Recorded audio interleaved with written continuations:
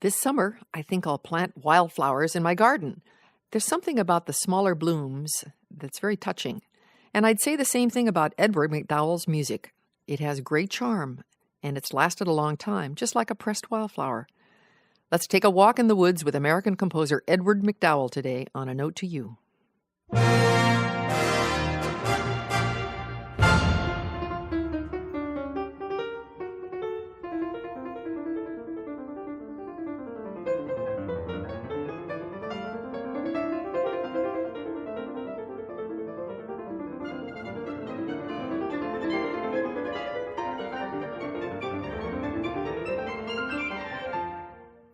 I'm Virginia Eskin. I have to say that I'm a long admirer of Edward MacDowell. It started back in my childhood, where I grew up in California, and later in life, I got turned on to another New Hampshire personality. Of course, that was Amy Beach. And in analyzing what makes MacDowell a touching man, it's been an interesting thing to look back. We're looking at a man who was born in 1861, and he dies in 1908, so that's a pretty good long life. And he had a lot of success. He was a large, boyish-looking man. He was very physically sound, and it's described a low, rich chuckle and light and brilliant blue eyes, and he was always quick to laugh. The general impression when you met him was that he was a real specimen of American manhood. He's always been considered second rank. And he's not a Paul Bunyan exactly of American music, but I think after the show today, I hope he finds a place in your heart. Let's move to the beginning of his life. He grows up in New York on the Lower East Side. His parents were Quakers, and they took a very dim view of any kind of violence, and he was never allowed a toy gun as a child. And later on, when he was studying in Germany, he went to a carnival and won a little gun, and he kept it all his life. And by the time he's in his teens, the mother goes with him to Paris. But he was very dissatisfied with the teaching he was getting there, and he was hearing other virtuoso pianists like Liszt and Anton Rubinstein, and they all urged him to go to Germany. And so he and his mother packed up and went over to Frankfurt, and he studied with Joachim Raff, and that definitely had a major impact on improving his technique, because he always suffered from a kind of an insecurity complex about his technical abilities. And we're going to move now to a portion of his first piano concerto, because he wrote that when he was in Europe. In fact, it was an assignment by his teacher, who said, I want you to move from those little pieces that you're always composing to something major. And he had met Liszt by the time this piece is underway, and Liszt was very friendly to him and very endorsing of his talents, and realized that there was some kind of touching signal in the way he played, but he also encouraged him to work on his technique. Later on, we'll talk about how he copied Liszt with broken octaves and all kinds of gimmicks. Let's listen to just a portion of his first piano concerto. It's Opus 15. If I didn't tell you, you might even think it was sounding like early Liszt.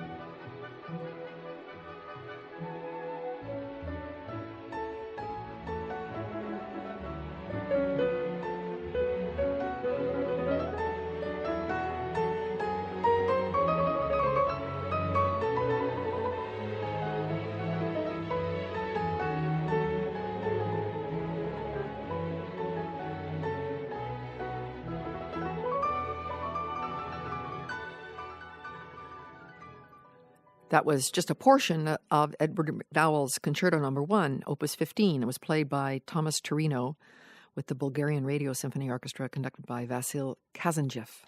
And I wanted you to hear that because the story I'm going to tell now goes right with it, I think, very nicely. He's about 18 years old, and he was studying with Joachim Raff, and apparently, at one point, MacDowell was asked to play for Liszt. Liszt dropped in. And he's sitting there, and I love this. 5 feet in front of MacDowell was Liszt, Clara Schumann, Raff, Sarasate, and Raphael Josephi. That would make anybody blanch.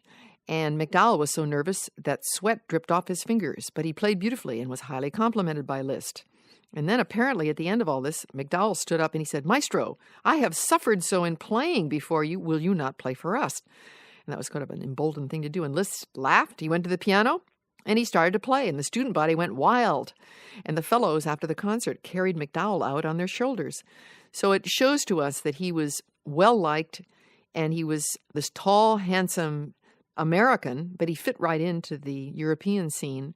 And to have none other than Liszt encouraging him and listening to him was heady stuff.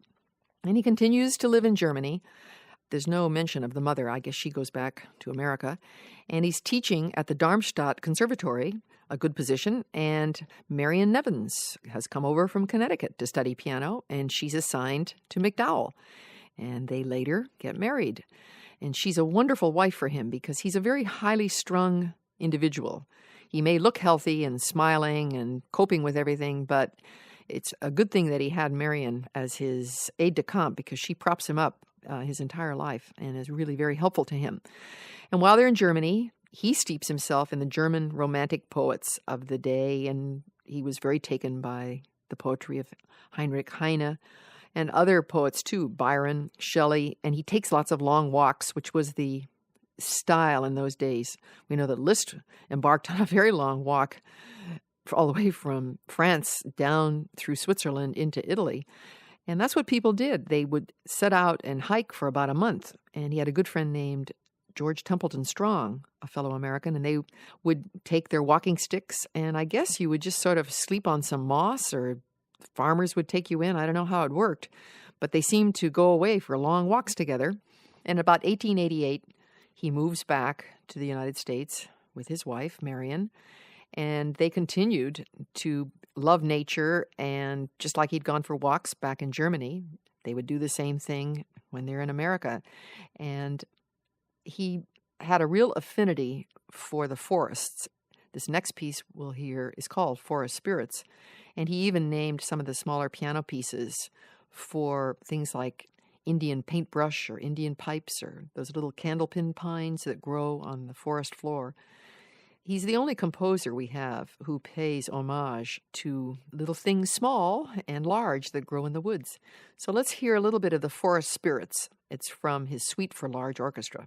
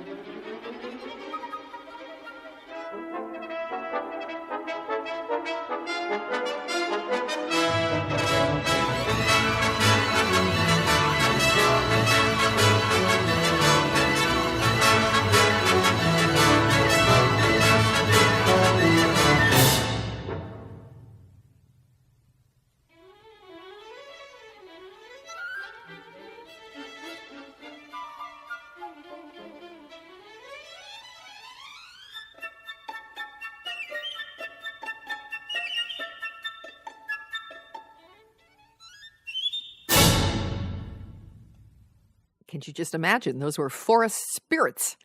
And that's composed by Edward MacDowell from his Suite for Large Orchestra, Opus 42, played by the Eastman Rochester Orchestra with Howard Hanson conducting. I'm not kidding when you can hear Liszt's imprint all over the place. He wrote some virtuoso etudes, and he copied Liszt because Liszt wrote a piece about gnomes, and MacDowell wrote one that's called Elfin Dance.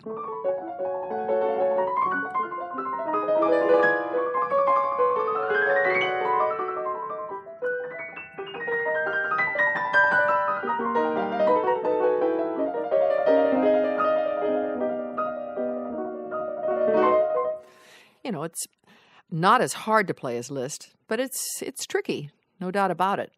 And I want to also share with you some other observations that I've had in playing MacDowell's music. There's a lot of Schumann in the way the melodies are crafted, and I found myself enjoying a piece that he calls Träumerei, and I was thinking, well, now, why is that reminiscent of the famous Schumann Träumerei? And if you play along with me, I'm going to play his version. This is MacDowell's, goes.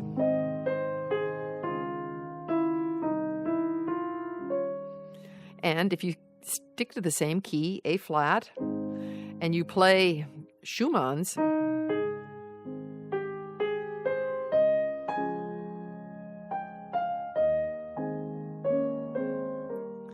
so MacDowell has definitely taken Schumann's Träumerei and just turned it on its head. And it's a very pretty little piece. Here it is.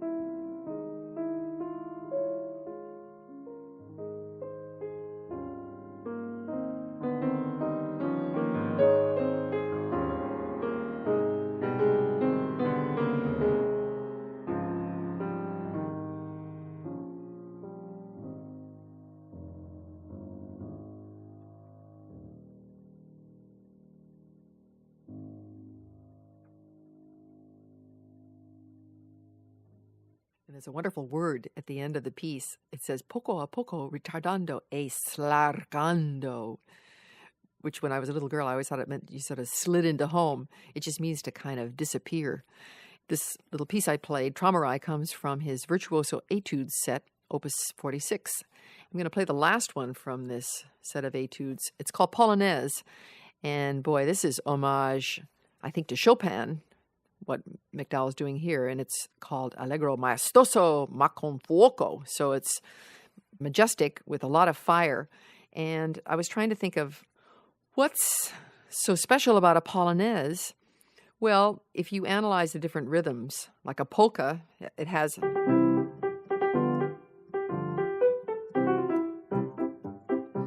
and a Polonaise is very different. It's, you know, it's a stately dance. I'm not sure that you can dance to Chopin's Polonaises, and you for sure can't dance to this MacDowell one.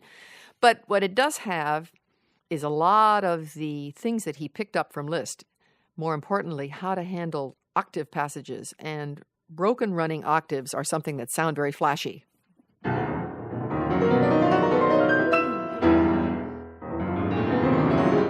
And they're much easier to play than consecutive octaves. That's hard to play. And like in the Waldstein passage, where it goes octaves like that, you're supposed to just play them, and you'll see a pianist take his hand off the keyboard and put spit on his 2 fingers, because how are you supposed to go? And broken octaves were something that Liszt invented. It has the same effect of crashing octaves because it goes the full length of the keyboard, and the pianist still regains a lot more control because you have better strength and you have more command over the octave passages. So here is MacDowell's Polonaise.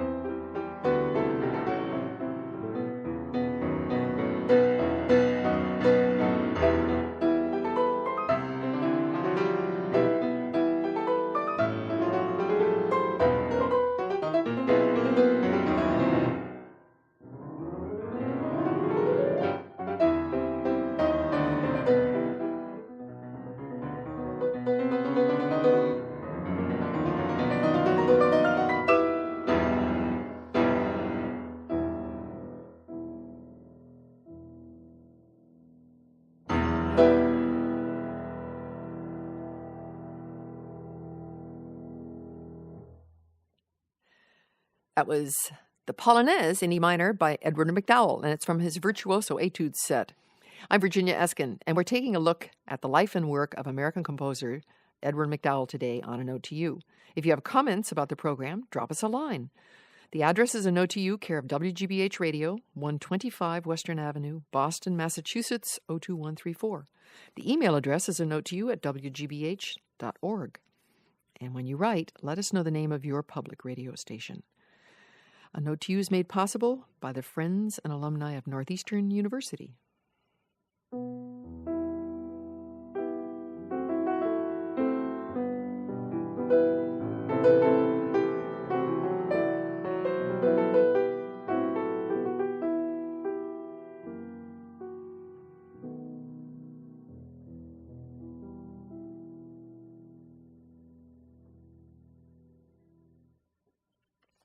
I was just playing a little snippet of a beautiful cello piece that MacDowell wrote, and it's rarely played. It's an early opus, and it has that beautiful melody. I notice that a lot of his pieces are in E minor, and you'll notice that I'm always interested in what key a piece is in. It's sort of like when you first meet somebody, and if they're in a good mood, well, then you want to spend some time with them. And if they're in a bad mood, you want to get away. And a piece is like that, too. If it's in a interesting key, and it works out and seems to have a quality about it, then you start looking for patterns.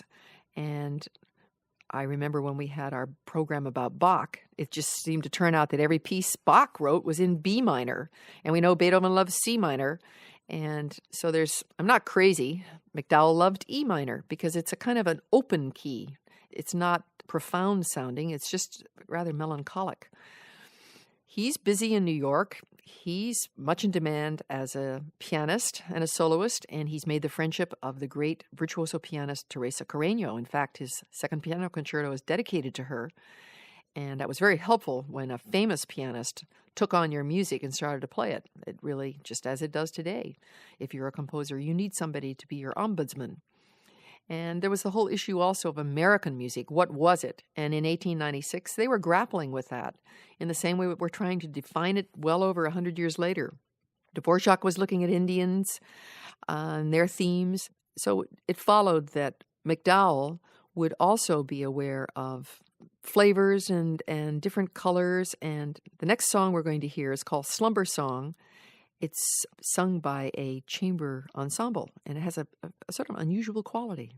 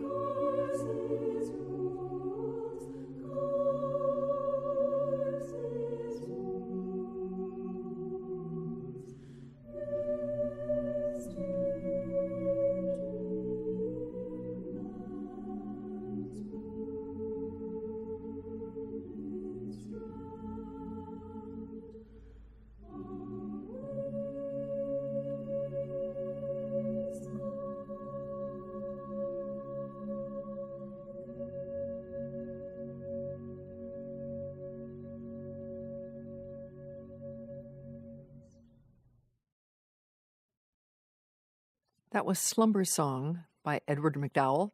It was sung by the Los Angeles Chamber Singers with Peter Rittenberg conducting. And it had a haunting quality, which is also very much a part of MacDowell's oeuvre, I think. He wrote choral pieces all throughout his life. And he's definitely in a successful period there in the 1890s. Everything is sort of looking up, and artists in general in America at the turn of the century were becoming aware that there was an entire native culture in America that had never really been seriously examined. And he would definitely be a part of this Indianist movement. His friend Templeton Strong wrote pieces on Indian themes, and we know that Arthur Farwell also was very taken by Indian rhythms and Indian themes. And this next piece is the final movement. It's called Village Festival, and it's from MacDowell's very large Indian suite.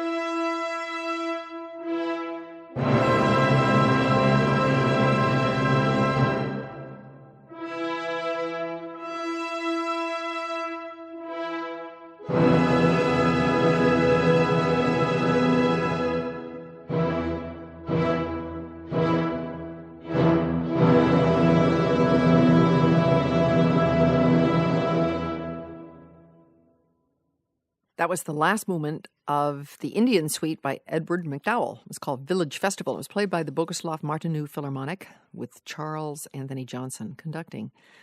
When he is writing this kind of music, he's virile and everything is going well, and he's been taken on as a professor of music at Columbia University in New York. And he's eventually to split with them over the issue of their not creating a fully fleshed out arts department, and in particular one for art and music. And now, of course, we laugh because that's exactly what universities do. But MacDowell was ahead of his time. And he also got into problems there because he didn't like the idea of just standing and delivering, the old-fashioned sort of Plato ideal. He was very interactive with his students, and there's a lot of discussion in the biographies about what a wonderful teacher he was, and he was so encouraging, and he allowed them to play, the students, in the classroom, and that's the sort of thing that we automatically do today. But he was chastised for that. At about this time, 1896, he wrote one of the most famous set of pieces for piano. It's called Woodland Sketches, and it's really a classic little bouquet of pieces. They're not sentimental things, but they have genuine sentiment, and there's a difference. When something is ooey-gooey, we hate it, but when he tries to capture little sort of vignettes from rural life, and the titles give it away: Will-o'-the-Wisp, In Autumn, From an Indian Lodge, From Uncle Remus, A Deserted Farm, Told at Sunset. And we know that he loved going up to New Hampshire, and his wife would eventually buy a lot of land and have a log cabin put up where he could quietly sit there and meditate and compose. And I sort of like this one. It's called A Deserted Farm. It has a very sparse quality in the writing.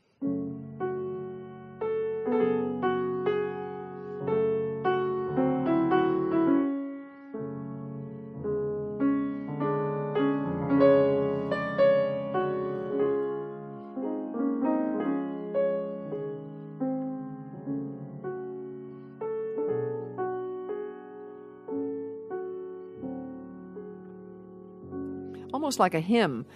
And like any good composer, he puts ones that contrast, and the one that's before it is cute. It's called From Uncle Remus.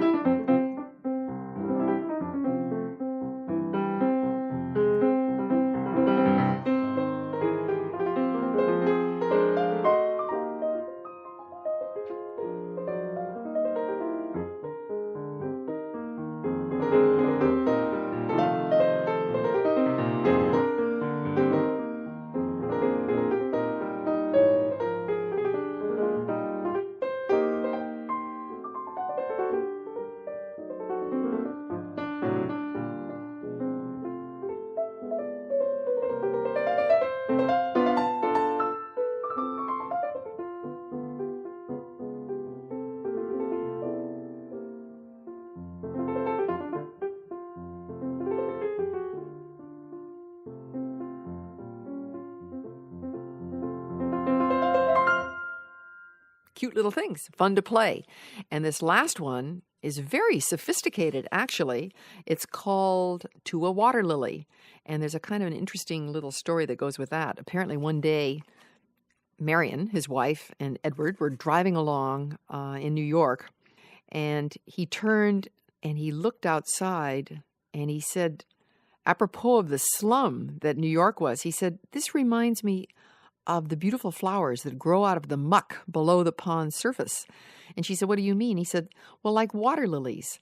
And he was saying that just growing up in New York wasn't all that bad, that there was the possibility of beautiful things happening above the surface. In the piece, Listen to how he is really taking a page from Debussy's book. It's very impressionistic, and it moves in a beautiful way. And it's kind of sophisticated writing, too, because it's written with 3 stabs, whereas the other etudes are just 2. So when you first look at it, you think, ooh, this is hard, but then it's not really. And what he's done is just separate the chords on top from the ones on the bottom.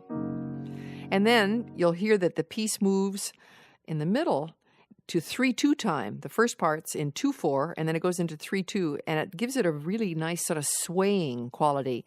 And he writes soft and liquid in tone. I like that. And then it goes back to the swaying sort of slow part. I guess those are the stately lilies sitting in their muck. And then at the end, he goes, the last 4 bars, into the 3/2 time. And so what that does is keeps the piece from being very static and stodgy, because they're just these big fat chords, but it really helps it to move along. Here it is.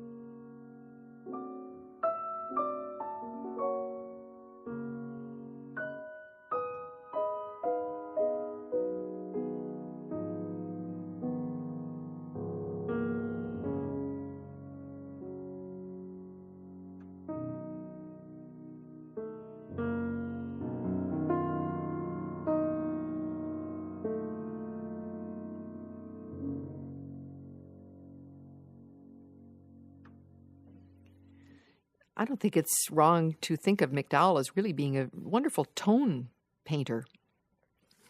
So that was To a Water Lily, and it was from this famous thing called the Woodland Sketches. And I'd like us now to hear a very beautiful song.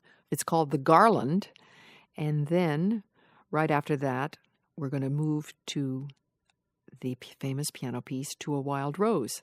So we've moved from water lilies to roses.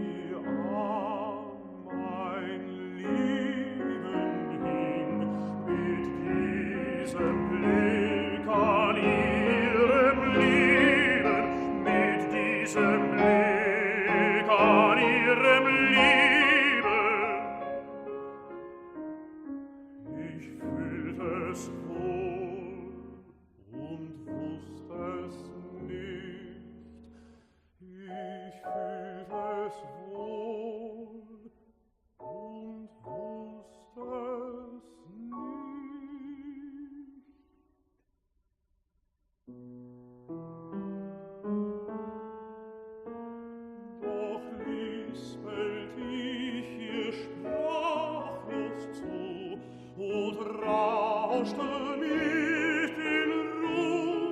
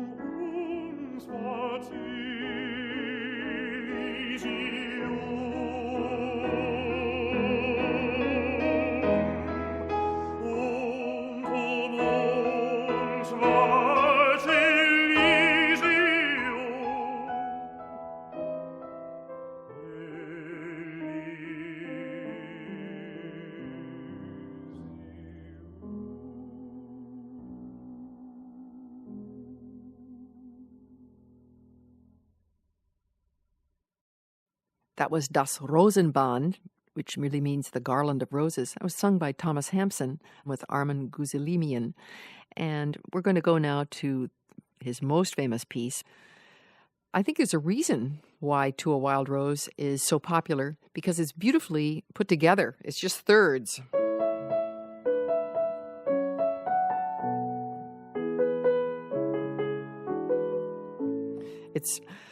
That's why it's so memorable, because it's really simplistic to a very high degree, and therefore it's very elegant. And apparently U.B. Blake used the theme from it, and so did Art Tatum. They made stride pieces out of To a Wild Rose. But the version we're going to hear, I think, is very handsome, and it's played by Van Cliburn.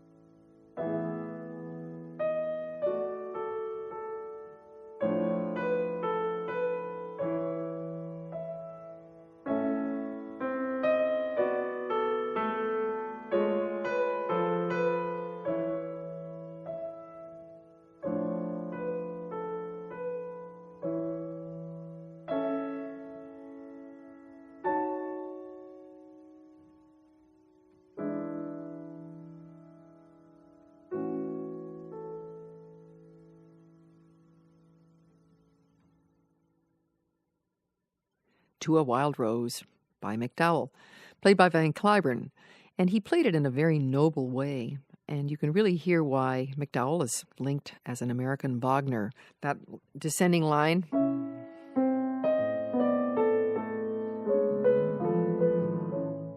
If he hadn't done that, it would be... Makes it so touching. And the year is 1904, and poor MacDowell has this big falling out with all the powers that be at Columbia, and his health is really going to deteriorate. And Marion gets the good idea of dragging him up to New Hampshire, buying some land, building that log cabin, and they have a beautiful home. And she feeds him whole milk because she'd read somewhere that would maybe cure him. but his health never picks up, and he's terribly depressed from what's happened at Columbia, and it probably eats into his whole psyche. And he continues to compose, but everything is going to be downhill. And 4 years later, and a lot of nursing and a lot of really pain and strain, he dies. And the description of his funeral is so touching. It was very much a country thing. Just farmers carried the coffin after the small service. Apparently there's a bronze tablet, and on it it's written, "A house of dreams untold. It looks out over the treetops and faces the setting sun." And I've been up there to that log cabin in Francistown. You can go to the MacDowell colony one day a year. It's called Medal Day because they give out the MacDowell Medal to a composer or a painter or an author. And it's a wonderful day, and music is played, and there are big picnic lunches, and you can visit all the studios that have been established, and all the artists are in residence. And it's a very celebrative sort of thing, and MacDowell would have just loved it. And in that way, his wife, in the very end, she created a living memorial for his music and for him, because what a great gift to give back to younger people, the ability to be creative. And you can stay there and just do whatever you want. Your time is your own, and they deliver the food in little baskets. Or if you want, you can hike up to the main house and you can play pool, and you can hobnob with the other artists who are in residence. They're called colonists because you're at the MacDowell colony. So let's go out with probably his most famous work. It would have to be the Concerto in D minor, the second, which is played all the time to this day. I've played it, and it's a wonderful thing to play.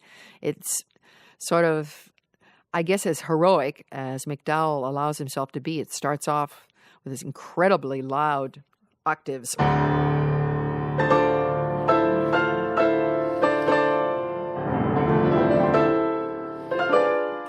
And has a rip-roaring second movement. And what we're going to do is hear a little bit of that. And then gradually in the third movement, when you hear it at a concert, you'll hear the first movement again. It's very tightly composed, and that's probably why it's so successful, because it really hangs together very well.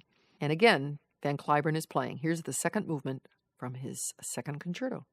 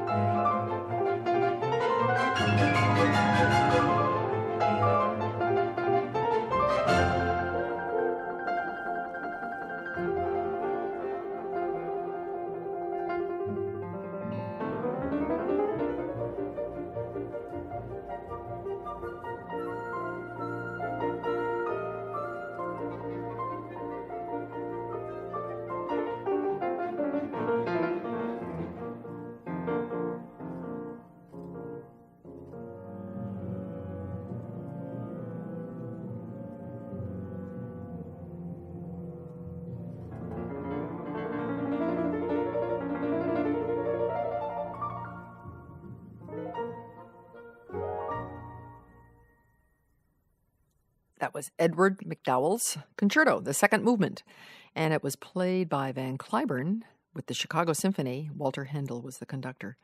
I hope you've enjoyed spending time with MacDowell and me. I just am very touched by the man's life, and I think that even though we remember him as a noble composer, he deserves better in the history books, and I think now that we're moving into the 21st century, we're sort of endowing him with a little bit more credibility. Our engineer today has been Alan Mattis. Our producer is Alan McClellan, and I'm Virginia Eskin. A Note is made possible by the friends and alumni of Northeastern University. It's produced by Northeastern University in cooperation with WGBH Radio, Boston.